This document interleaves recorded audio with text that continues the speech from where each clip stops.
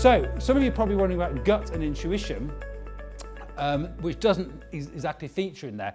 I think gut and intuition are fine for some kinds of decisions. So typically we're talking in evidence-based management about slightly larger decisions. They're not necessarily routine, they're quite unusual, they're unprogrammed, they are not slower, they often have large resource implications, and you have limited information outcomes. So you're dealing with decisions in very uncertain contexts, in complex environments with not too simple outcomes.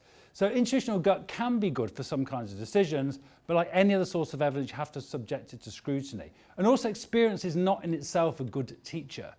Do you have 20 years experience or 1 year's experience 20 times or 6 months experience 40 times or whatever?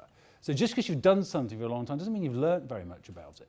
So this is the kind of the bad news for, in a way in terms of using experience. However, of course, there are some contexts and situations where you can learn a huge amount from experience. So if you are in very predictable environments with very simple tasks, very simple outcomes, where you get really quick feedback about whether what you've done has worked or not, you can learn a lot. So the example we often give is something like if you are a baker or you are a change manager, in 5 years, who's going to learn more from experience? The argument is the baker.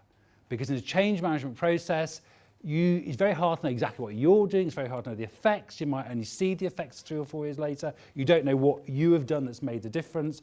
So in a sense, you can't learn much from experience about what did I do as a change manager work or not work. You just don't know. You might have learned on the way how to run a meeting, how to get someone on your side, how to not upset someone. So you've learned lots of little skills, but they are the micro skills in that bigger thing. So experience is not necessarily a good teacher. It depends.